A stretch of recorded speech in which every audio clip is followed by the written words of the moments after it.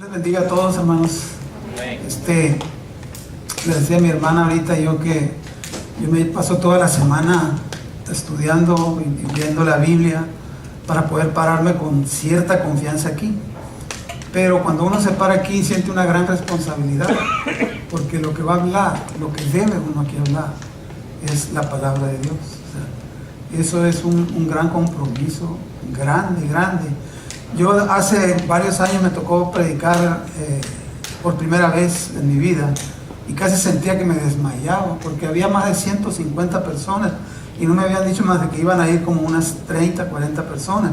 Y cuando vi que vino tanta gente casi me desmayo y casi le decía al pastor, no, por favor ya no voy, yo no quiero predicar. Porque toda la gente, decía yo antes, toda la gente conoce la palabra de Dios, conoce la mayoría, ¿verdad? Pero lo que vamos a hablar aquí pues es la palabra de Dios. Y si hay algo humano que salga de mí o que salga de alguien de aquí de nosotros, debemos filtrarlo a través de la palabra. Perdón. Entonces, pues yo me pongo en las manos de Dios, como decía ahorita el hermano Miguel, para poder tener la confianza de pararme aquí, ¿verdad? Entonces, hay 5 preguntas que la humanidad se ha hecho desde todos los tiempos, yo creo que desde Adán para acá, ¿verdad? ¿Quiénes somos? ¿Quiénes somos nosotros? ¿De dónde venimos? ¿Con qué propósito vivimos? ¿Hacia dónde vamos? ¿Y cuál es nuestro destino final? Perdón. Yo creo que la humanidad vive sumergida en ese problema, que no tienen respuesta a nada. Por eso vive con una zozobra terrible. Entonces, nosotros como cristianos, Dios volvió a ocupar el lugar de Él en nosotros, porque cuando nosotros nacimos, gracias hermano, cuando nosotros nacimos con una herencia pecaminosa, definitivamente hechos al pecado. ¿Por qué? Porque nuestra naturaleza física nació en pecado, ¿verdad? Entonces, pero me encuentro yo en la Biblia que nosotros somos un espíritu. No somos el cuerpo, somos un espíritu que vivimos dentro del cuerpo. Entonces, la parte primordial que nosotros tenemos que cuidar es nuestro espíritu de vida, que no se vaya para donde se va a ir si no estamos en Cristo. Y ese es el mayor de los problemas de la humanidad, que no quiere comprender. Para eso, bueno, que no puede o que no quiera, vamos a leer Mateo 4, versículo del 2 al 4. Por favor, me indican con un amén cuando lo tengan ya listo.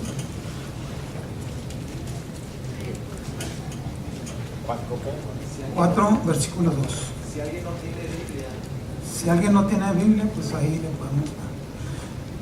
Dice la palabra de Dios en el nombre del Padre, del Hijo y del Espíritu Santo. Y después de haber ayunado 40 días y 40 noches, tuvo hambre. Y vino a él el tentador y le dijo: si eres hijo de Dios, di que estas piedras se conviertan en pan. Y él respondió y dijo: escrito está, no solo de pan vivirá el hombre, sino de toda palabra que sale de la boca de Dios. Vamos a orar, hermanos. Padre, en el nombre de Jesucristo, Señor, te damos gracias, Señor. Gracias, Señor, por haberme permitido estar aquí delante de mis hermanos, Padre. Te pido, Señor, que seas tú, Señor, quien hable, que sea tu palabra la que brote de mi corazón y de mis labios y que entre en el corazón de cada uno de nosotros, Señor, porque esa es tu voluntad. Tu palabra dice que no solo de pan viviremos, sino de toda palabra. Y la palabra, Señor, nos lleva hacia ti, Padre. Te pedimos, Señor, que esa palabra, Señor, se establezca en nuestro corazón para no dejarte jamás, Señor, y para seguir tus pisadas con rumbo al cielo, Señor, a la vida eterna que tú nos prometiste. Gracias, Señor, por esta oportunidad. Ahora, Señor, te pido, Señor, que tú seas quien mueva mis labios y el corazón de todos nosotros aquí reunidos. Padre, en el nombre de Jesús, gracias, Padre, en el nombre de Jesús, gracias. Bien, nosotros todos los seres humanos, ¿verdad? Todos los seres humanos tenemos 2 naturalezas, como decía ahorita, la naturaleza física y la naturaleza espiritual, ¿verdad? El cuerpo no se movería si no tuviéramos el espíritu, ¿verdad? Es como un carro, digamos, mal a la comparación, como un carro que sin motor. El espíritu del carro es el motor, es el que le da toda la vida al carro, ¿verdad? De ahí sale todo, ¿verdad? Entonces, decíamos, sin el espíritu de vida, Dios, nosotros no podríamos vivir, ¿no? Pero el espíritu de Dios es eterno, y en cuanto el humano es concebido físicamente, pasa a ser eterno, y aún después de muerto el hombre sigue teniendo la vida espiritual, porque el espíritu que viene de Dios no puede morir, ¿verdad?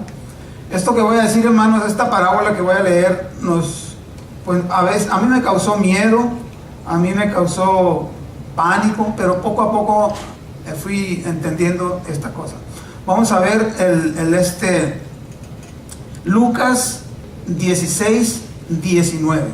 Esta es la parábola de Lázaro y el rico. Aquí hay mucha información y hay mucho que podemos aprender nosotros, ¿verdad? Por lo pronto voy a leer Lucas 16, 19. Había un hombre rico que se vestía de púrpura y de lino fino y hacía cada día banquete con esplendidez. Había también un mendigo llamado Lázaro que estaba echado a la puerta de aquel lleno de llagas y ansiaba saciarse de las migajas que caían de la mesa del rico, y aún los perros venían y le lamían las llagas. Aconteció que murió el mendigo y fue llevado por los ángeles al seno de Abraham. Y murió también el rico y fue sepultado. Y en el Hades alzó sus ojos estando en tormentos y vio de lejos a Abraham y a Lázaro en su seno. Entonces él, dando voces, dijo: Padre Abraham, ten misericordia de mí y envía a Lázaro para que moje la punta de sus dedos en agua y refresque mi lengua, porque estoy atormentado en esta llama. Pero Abraham le dijo: Hijo, acuérdate que recibiste tus bienes en tu vida, y Lázaro también males, pero ahora este es consolado aquí y tú atormentado. Además de todo esto, una gran sima está puesta entre nosotros y vosotros, de manera que los que quieren entrar y pasar de aquí a vosotros no pueden, ni de allá pasar para acá. Entonces le dijo: Te ruego pues, Padre, que le envíes a la casa de mi padre, porque tengo 5 hermanos, para que les testifique, a fin de que no vengan ellos también a este lugar de tormento. En esta parábola podemos ver varias cosas, hermano. Fíjense qué terrible es lo que les decía ahorita, que uno sigue viviendo, porque había una conversación ahí, había una conversación entre uno que estaba en la tumba y Abraham, que estaba en la gloria de Dios. Fíjense, ¿verdad? Dice: Lázaro estaba en la gloria y el mendigo en la tumba. No dice que estaba en el infierno todavía, y estaba en un tormento, dice la parábola, ¿verdad? Y en el Hades alzó sus ojos, dice, y vio de lejos a Abraham y a Lázaro en su seno. Entonces, que tenía el sentido de la vista, podía mirar hacia la gloria de Dios desde la tumba. Qué terrible está eso para los que mueren sin Cristo, ¿verdad? Entonces dice: entonces él, dando voces, dijo: Padre Abraham, ten misericordia de mí y envía a Lázaro a que moje la punta de su dedo en agua y refresque mi lengua, porque estoy atormentado en esta llama, ¿verdad? Entonces, ¿qué vemos? La tumba para el inconverso es un lugar de tormento. Ya empieza desde la tumba, desde que está en la tumba, ¿verdad? Porque él dice que estaba en la tumba, no dice que estaba en el infierno, ¿verdad? Entonces, ¿qué pasa? La tumba es un lugar de tormento. Tenía en su cuerpo muerto sensaciones físicas, sentía dolor. Fíjese. Dice: entonces él, dando voces, dijo: Padre Abraham, ten misericordia de mí, envía a Lázaro. Se podía comunicar, como decimos, desde la tumba al seno de Abraham, que estaba en la gloria. Pero Abraham le dijo: Hijo, acuérdate que recibiste tus bienes en tu vida, y Lázaro también males, pero ahora este es consolado aquí y tú atormentado. Además de todo, una gran sima está puesta entre nosotros y vosotros, de manera que los que quisieran pasar de aquí a vosotros no pueden, ni de allá pasar para acá, ¿verdad? Fíjense cómo recibía respuestas de Abraham después de miles de años de Abraham muerto. Él tenía una comunicación. Tremendo está esto. Entonces le dijo: Te ruego pues, Padre, que le envíes a la casa de mi padre, porque tengo 5 hermanos, para que les testifique, a fin de que no vengan ellos también a este lugar de tormento. Entonces sentía preocupación, sentía dolores físicos, podía mirar, podía comunicarse. Me doy a entender, hermano. Yo sentí pavor cuando vi eso. Pavor. Y ya estaba convertido a Cristo. Porque yo no me sentía que estaba salvo. Sentía mucho miedo de morirme. Y duré un tiempo así. Porque dije, a lo mejor no soy salvo. Y desde la tumba, ahora cuando caiga en el infierno. Hermanos, no crean que con esto los quiero asustar. Pero quiero que vean la importancia. La tremenda importancia que tiene tener a Cristo y tener la seguridad de nuestra salvación. Porque muchas veces nosotros sentimos que estamos ya salvos, nos sentimos muy tranquilos. Aguas, tenemos que meternos más con la Escritura, porque el diablo nos va a estar queriendo jalar en cada momento, en cada tentación, en cada paso. Va a haber un espíritu que nos quiere sacar de la gloria de Dios y llevarnos hacia la muerte eterna. Y aquí esta parábola nos está hablando de una realidad tremenda, porque es Jesús el que la está diciendo. Y él no dijo, érase una vez como un cuento. Dijo, había una vez. O sea que él no puede mentir. Había una vez, fue una vez.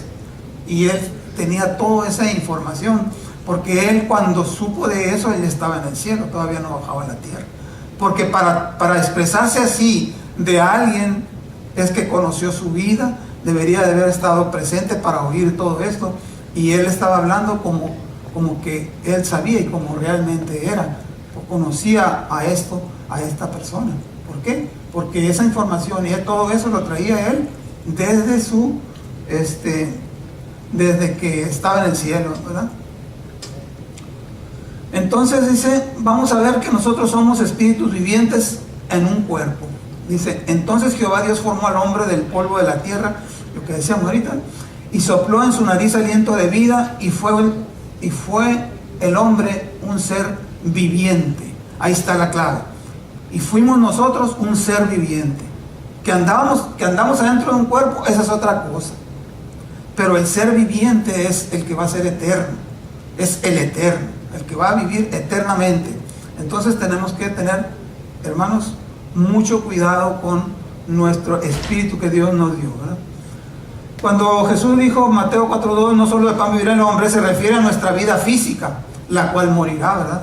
Si dejamos de comer, vamos a morir físicamente. O si descuidamos la comida, nos vamos a enfermar. Entonces, pero nosotros, así como vivimos físicamente, tenemos que vivir espiritualmente y alimentar nuestro espíritu mucho más que como alimentamos nuestro cuerpo. Nosotros debemos de vivir para nuestro espíritu, no para nuestro cuerpo. Claro que debemos de darnos todos los gustos que podamos. Yo no digo que nos ponamos a hacer como hay algunas religiones que hacen penitencias y que no comen. Si te vas a poner en ayuno, hermano, ponernos en ayuno. Bien, en el nombre de Jesús, y Él nos va a proteger, ¿no? Entonces hasta aquí podemos nosotros entender que somos un alma, somos un espíritu que tiene un alma y que vive dentro de un cuerpo. Eso es lo más importante que debemos de tener nosotros en cuenta, que somos un espíritu que tiene un alma y que vivimos dentro de un cuerpo, ¿verdad? Entonces, la naturaleza física pues es la parte visible del ser humano. Nuestra vida física y espiritual es una manifestación grandísima del poder creativo de Dios, porque pasar su vida a cada uno de nosotros a través de su aliento, dice, y sopló en su nariz aliento de vida, y fue el hombre un ser viviente. Fuimos un ser viviente, eterno. ¿Que dónde vamos a pasar la eternidad? ¿O dónde vamos a estar toda la eternidad? Eso lo vamos a decidir aquí en la tierra, y vamos a vivir para la eternidad aquí en la tierra. Entonces luego dice, sino de toda palabra que sale de la boca de Dios. El conocimiento de Dios nos debe de llevar a estar totalmente entregados a Dios, ¿verdad? Tenemos que tener un hambre completa y continua de Dios para poder ir creciendo, para poder ir incluso para ir hablando de la palabra de Dios, para irla comunicando, porque eso es nuestro trabajo. No nomás trabajo de los predicadores, hermano. Nosotros tenemos que llevar la palabra, pero la tenemos que llevar puesta. tiene que salir de nuestro corazón, porque ahí la puso el Señor. Y cuando Él nos va a utilizar, nos va a usar, Él nos va a poner la palabra. Él va a poner la palabra. Él va a hacer lo que Él le corresponde. Nosotros tenemos que hacer lo que nos corresponde a nosotros. Llenarnos de Él para que de nuestro ser fluya la palabra. Dice, como ríos de agua viva. Dice, de su ser, ¿cómo dice? Brotarán ríos de agua viva. Pero eso nos está diciendo a nosotros. Eso nos está diciendo a nosotros. Que de nuestro ser deben de brotar la palabra como ríos de agua viva. Porque la palabra trae vida. La palabra trae vida. Porque nosotros, cuando le hablamos a la persona, y la persona se le detiene en su mente la palabra esa que escuchó. Porque es la palabra de Dios. Aunque la olvide, aunque haga lo que sea, pero ya le quedó porque Él es un espíritu. Y escucha al Espíritu de Dios. Entonces, es muy importante, hermanos, ponernos la palabra, o sea, no dejar porque en el momento menos pensado tenemos una persona enseguida de nosotros que no tenemos plática con ella. En ese momento debemos de aprovechar y de alguna manera el Señor nos va a ayudar a predicarle la palabra o a hablarle, cuando menos algo de la palabra de Dios. Entonces, ¿por qué dijo Jesús que nuestro alimento es de toda palabra que sale de la boca de Dios? Jesús mismo dice de Él mismo. Dice, este es el pan que desciende del cielo para que el que de Él come no muera. Yo soy el pan vivo que descendió del cielo, y si alguno comiere de este pan, vivirá para siempre. Y el pan que yo le daré es mi carne, la cual yo daré por la vida del mundo. Entonces los judíos contendían entre sí diciendo, ¿cómo puede darnos a comer su carne? Jesús le dijo, de cierto os digo, si no coméis la carne del Hijo del Hombre y bebéis su sangre, no tenéis vida con vosotros. El que come mi carne y bebe mi sangre tiene vida eterna, y yo le resucitaré en el día postrero, porque mi carne es verdadera comida y mi sangre es verdadera bebida. El que come mi carne y bebe mi sangre, en mí permanece y yo en él. ¿Verdad? Así como los judíos pensaban que literalmente se tenían que comer a Jesús, ¿verdad? Habrá mucha gente que le digamos este versículo y diga, no, pues estos están locos, quieren que me coma un tal Cristo, que a lo mejor no conoce ni siquiera quién es, ¿verdad? Entonces tenemos que tener mucho cuidado, hermanos, y predicar la palabra en la manera que aquella persona, si aquella persona no conoce nada, tenemos que ser muy cuidadosos en lo que le vamos a compartir. Pero tengan la seguridad de que si le hablamos nosotros de la palabra de Dios, se le va a quedar en su corazón, ¿verdad? Se le va a quedar. Y les digo por eso, porque en mi tiempo que duré yo fuera de lo que es la palabra de Dios, yo era una persona pues muy completamente, incluso me burlaba, completamente ajeno, me burlaba de los predicadores que llegaban a ver. Entonces, a través del tiempo, pues, yo entendí, y cuando me abrí los ojos y entendí todo esto, yo duré 6 meses prácticamente traumatizado, man. Yo me encerré en mi casa y me duré 6 meses sin salir, man. Bueno, salía a lo mínimo, yo dejé todo dejé, trabajo, todo, y me puse ¿por qué? Porque la palabra me hizo polvo, o sea, me quitó todo, y duró 6 meses en mi casa, aguantando todo lo que decía en mi familia. Pues mi mamá apenas entendía un poquito de la palabra, y mis 2 hermanas que ya eran cristianas, pero yo no se me acercaban porque me tenían miedo por lo agresivo que era yo contra él. Entonces, nosotros necesitamos, como les decía ahorita, necesitamos lo que dice aquí la palabra, comernos la palabra, Jesús es la palabra viva, ¿verdad? La Biblia es la palabra. Entonces, ¿qué está pasando? Necesitamos comernos a Jesús. Él mismo lo está diciendo, cómanme, ¿verdad? Pero está diciendo literalmente, mi palabra, esa soy yo. La palabra de Dios es Dios mismo hablando. Vamos a ir al Antiguo Testamento, porque miren, varios miles de años antes Dios alimentó al pueblo de Israel con el pan que les envió del cielo durante 40 años en su travesía por el desierto, cuando los sacó de la esclavitud de Egipto para llevarlos a la tierra que le había prometido a Abraham muchos años antes. En Éxodo 16:4 vamos a leer, dice: y Jehová dijo a Moisés: he aquí yo os haré llover pan del cielo, y el pueblo saldrá y recogerá diariamente la porción de un día para que yo lo pruebe si anda en mi ley o no. Y dice el 16:14, brincándonos ahí 10 versículos: y cuando el rocío cesó de descender, he aquí sobre la faz del desierto una cosa menuda, redonda, como una escarcha sobre la tierra. ¿Verdad? Y la casa de Israel, en el Éxodo 16:31 dice: la casa de Israel lo llamó maná, y era como semilla de culantro blanco, y su sabor de hojuelas de miel, ¿verdad? Entonces, hasta muchos años después, Jesús le dio forma a esta palabra.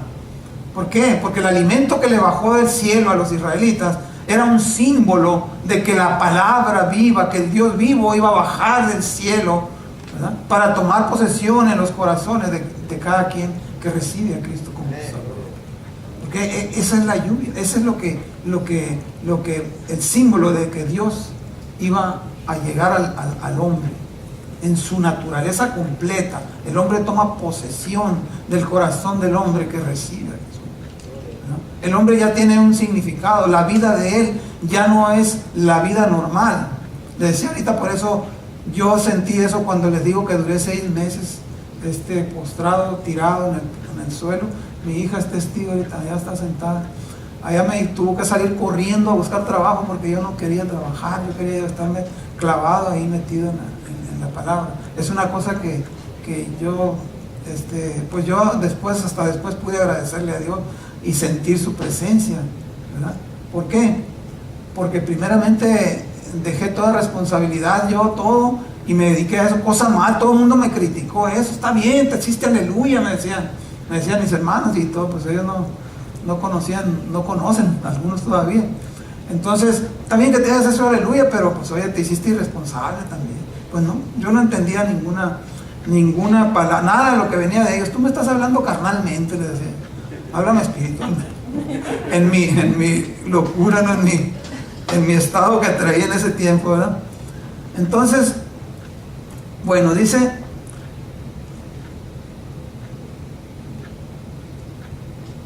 en Juan 6:51: yo soy el pan vivo que descendió del cielo.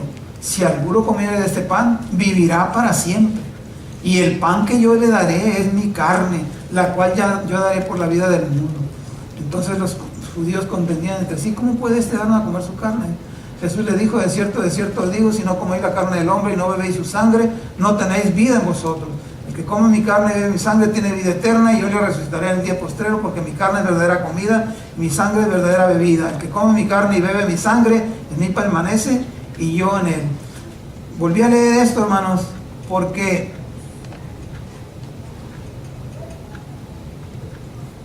necesitamos que todo esto quede como bien anclado en nuestro corazón, ¿no?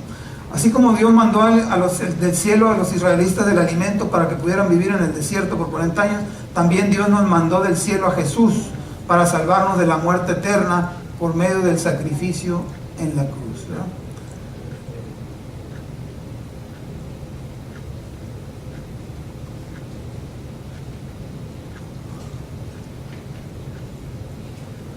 Bueno, ahora, como decíamos ahorita, el pan simboliza el cuerpo de Jesús, aquí en la Biblia.